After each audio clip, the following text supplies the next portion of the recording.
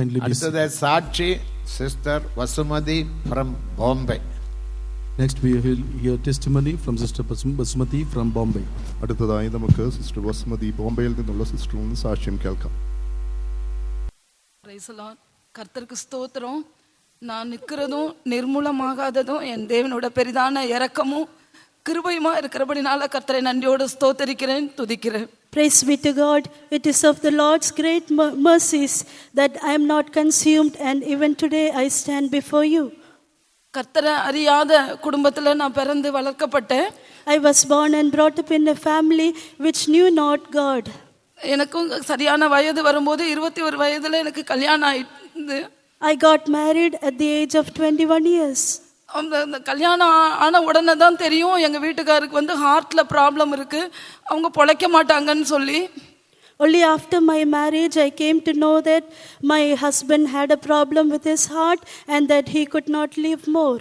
ஆனால் எங்களுக்கு ஆண்டவரை தெரியாது, ஆண்டவருக்கு எங்களை தெரிந்தபடினால அவருக்கு ஆயுசுனால 14 வருஷம் கூட்டி தந்தார். Although we did not know God, but God knew us, therefore the Lord increased his lifetime for 14 years. இந்த 14 வருஷத்துல எங்களுக்கு குழந்தை கிடைக்காதுன்னு சொல்லியிருந்தாங்க. ஆனால் 2 ஆண் பிள்ளைங்களை கர்த்தர் தந்தார். And it was told that for the 14 years we would not have a child, but God gave us 2 sons. கர்த்தருக்கு ஸ்தோத்திரம். Praise be to God. 2007ல நான் ரட்சிக்கப்பட்டேன்.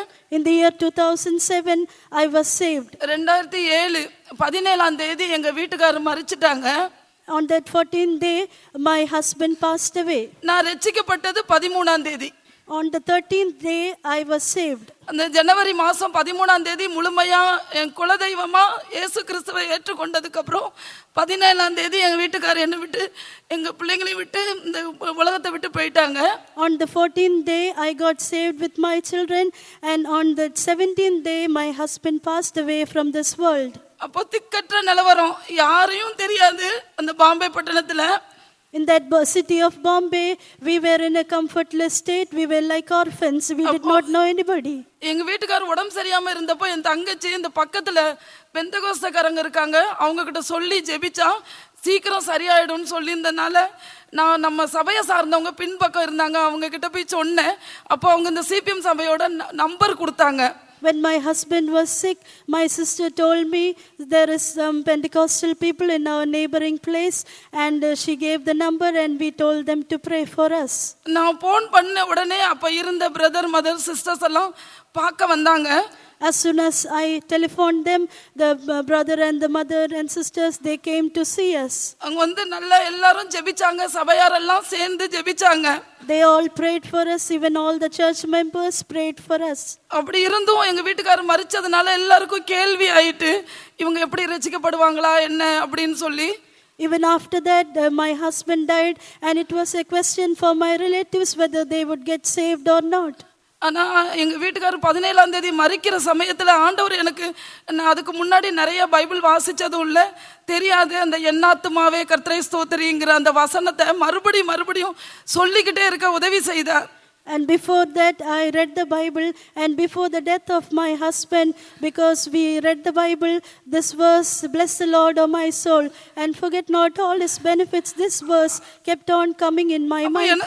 எனக்குள்ள ஒரு கேள்வி இருந்தது, அவர் என்ன நன்மை நமக்கு செஞ்சிருக்காங்க, மரிக்கிற நிலவரத்துல இருக்காங்க, நம்ம எப்படி இதையே சொல்லிட்டு இருக்கோம்னு தோணுச்சு. And there was a question in my mind, what goodness the Lord has done, and he is at the point of death. Why should I keep on confessing this verse? அது மரிச்சதுக்கு அதுக்கப்புறம் தான் எனக்கு அந்த வசனத்துக்கான அர்த்தம்லாம் நாள்பட விளங்கி கொள்ள கர்த்தர் உதவி செய்தார்.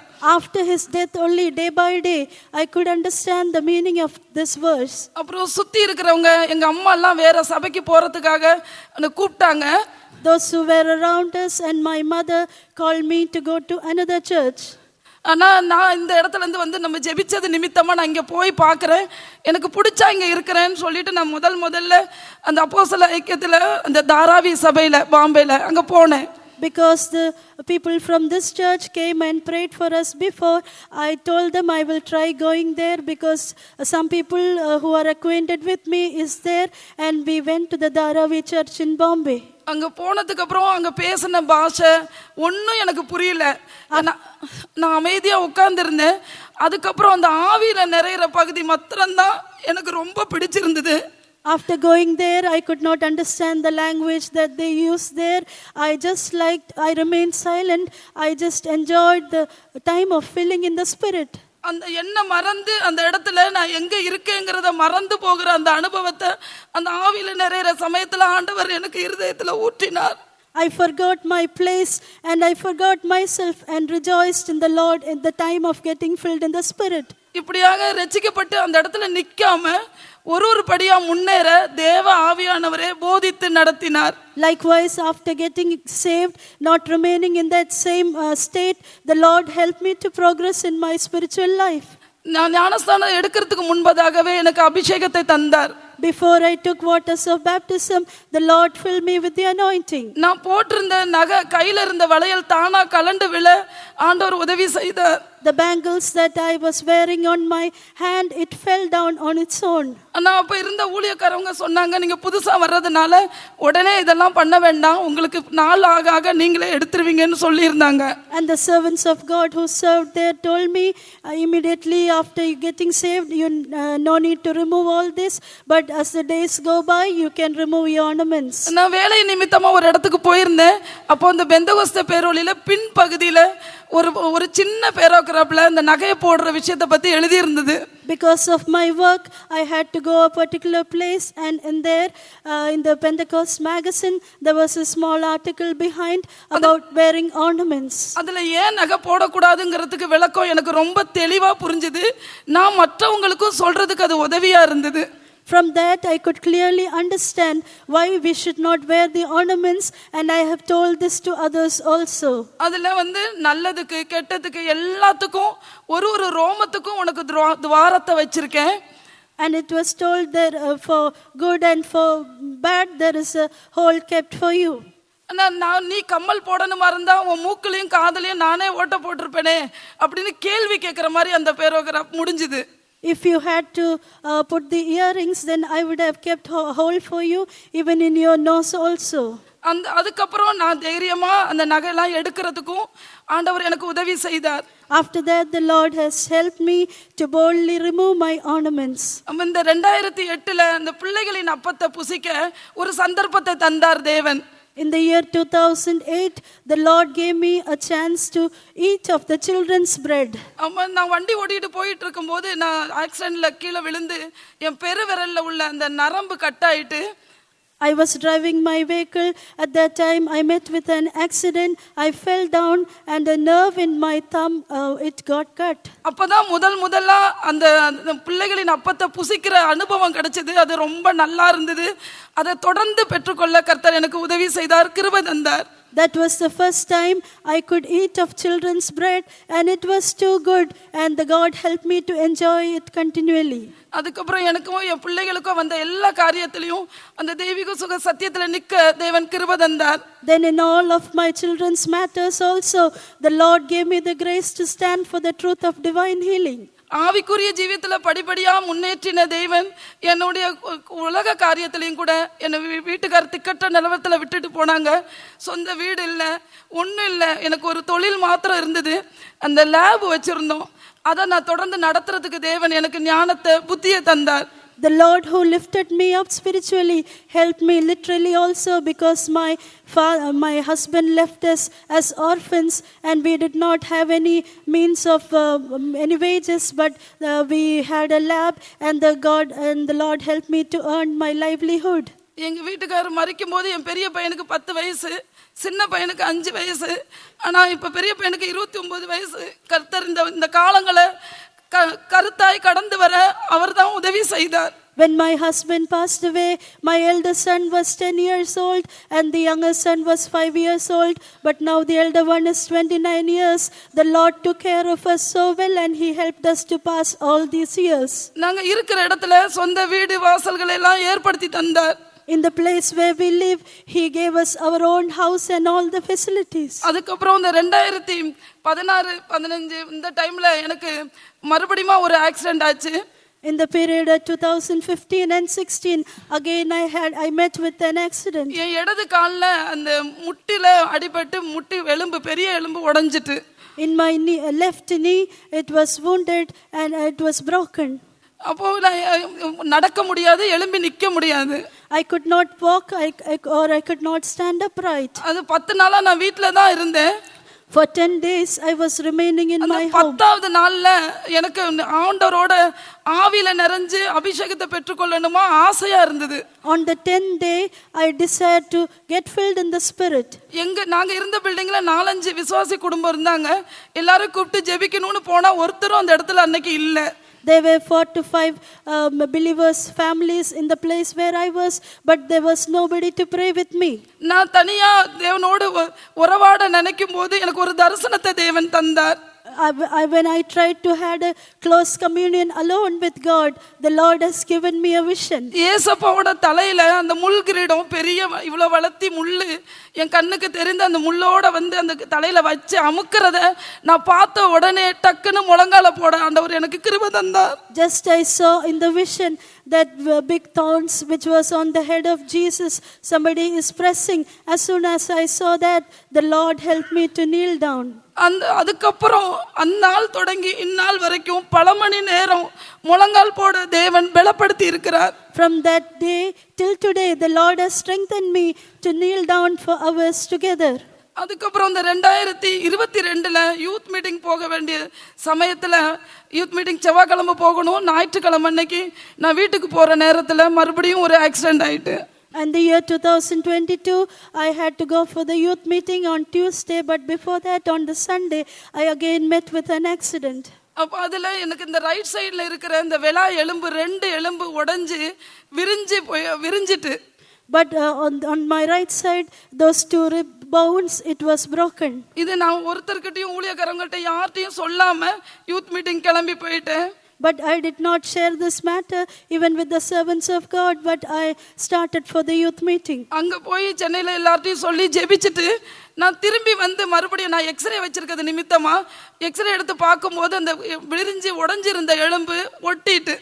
I told some of them in Chennai and God prayed, and because இதுல என்ன பெரிய விஷயம் அப்படின்னு கேட்டா, முழங்கால் எப்படி எனக்கு உடைஞ்சதுக்கு அப்புறம் முழங்கால தேவன் பலப்படுத்தினாரோ அதே போல இந்த விலா எலும்பு உடைஞ்சதுக்கு அப்புறம் 1 மணி நேரம் 1.5 மணி நேரம் 2 மணி நேரம் கைகளை உயர்த்தி துதிக்க தேவன் பலப்படுத்தினார். Just like the Lord healed me after my knees got broken, I could stand on knees.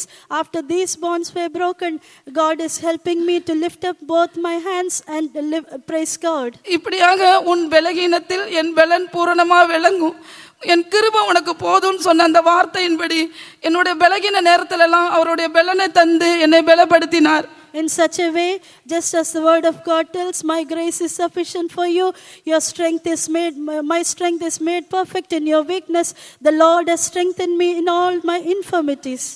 இதே போல நான் அந்த வீடு வாங்குற காரியத்திலையும் கூட நான் ஆண்டவர் என்ன சொல்றாரோ அதுபடி செய்தது நிமித்தம் வீடு எழுதி அதெல்லாம் பார்க்காம அந்த வீடை நான் வாங்கிட்டேன். Also in the matter of buying a house, without even seeing the house, the Lord helped me to get settled everything and to buy it. அந்த வீட்டுக்குள்ள நுழையும் போது என் கிருபை உனக்கு போதும், உன்மேல் என் கண்ணை வைத்து உனக்கு ஆலோசனை சொல்லுவேங்கிற, நீ நடக்க வேண்டிய வழியை உனக்கு போதிப்பேங்கிற வசனம் 2 போர்டு இருந்தது. As I was entering into that house, there were 2 verse boards telling, my grace is sufficient for you, and I will instruct thee and teach thee and to walk in the way. அந்த வீட்டை வாங்கின நிமித்தமா என் பெரிய பையன் சுத்தி இருக்கிறவங்க எல்லாம் புத்தி இல்லாம இப்படி பேப்பர் இல்லாத வீடை வாங்கிட்டீங்களேன்னு என்னை துக்கப்படுத்தினாங்க. And the people around me and my sons, they grieved me telling, you have bought a house that has no documents. ஆனா கர்த்தர் என்னை வெட்கப்படுத்தாதபடி அது நல்ல விலைக்கு விற்கவும் நான் வேற வீடு வாங்கவும் கர்த்தர் உதவி செய்தார். But the Lord did not put me to shame. He enabled me to sell it in a good price and to buy another house. இப்படியாக எல்லாவற்றுக்கும் எல்லாமா எனக்கு தாயா தகப்பனா மணவாளனா நண்பனா எனக்கு எல்லாவற்றுக்கும் எல்லாம் தேவனா இருந்து என்னை தேவன் நடத்தி வருகிறார். In this way, the Lord is all in all to me as my mother, my father, my brother, my friend, as a husband and my bridegroom. இப்படி ஜீவனுக்கும் பக்திக்கும் ஏற்ற எல்லாவற்றையும் ஒரு நாளும் நான் கேட்கறதுக்கு முன்பதாக, நான் எண்ணுகிறதுக்கு முன்பதாகவே தேவன் செய்து என்னை நடத்தி வந்திருக்கிறார். In this way, even before I ask or think, the Lord is providing me everything pertaining unto life and godliness, and He is leading me wonderfully. இன்னும் கூட கர்த்தர் செய்த எல்லா நன்மைகளும் சொல்ல எனக்கு வாஞ்ச ஆசை. ஆனா சமயம் போதாததுனால நான் இதோட நிறுத்துறேன். கர்த்தருக்கு சித்தமானா என்னை உயிரோட வைத்தார். ஆனா இன்னும் அநேக இடங்கள்ல சாட்சி சொல்ல தேவன் பலப்படுத்தணும். I desire to share even more blessings the Lord has given me, but because of time constraints, I am shortening my testimony, and the Lord should lead me further, and He should make me a testimony in more places. கர்த்தரோட வருகையோ என்னோட மரணமோ எது சம்பவித்தாலும் அவருடைய ராஜ்யத்துக்கு என்று Eva இரக்கமா தகுதிப்படுத்த வேணும். If it is the coming of the Lord or my departure, the Lord should make me ready for His kingdom. இன்னும் கூட கர்த்தர் வர தாமதித்தாரானா, எனக்கு ஆயுசுனால கூட்டி தந்தாருன்னா வருகையின் நம்பிக்கையினால் நிறைக்கணும். If the coming of the Lord delays, or if the Lord is increasing my lifetime, He should fill me with the hope of His coming. என்னையும் என் பிள்ளைங்களையும் மட்டும் பாதுகாத்தின தெய்வம் இனி வரும் நாட்கள்லையும் பாதுகாக்க வேணுமாய் கேட்டுக்கொண்டு, யாவரும் எனக்காக ஜெபிக்க வேணுமாய் கேட்டுக்கொண்டு சாட்சியம் முடிக்கிறேன். கர்த்தருக்கு ஸ்தோத்திரம். The Lord who has preserved me and my children thus far, I pray that the Lord may preserve us till the coming of the Lord. Kindly beseeching your prayers. Praise the Lord.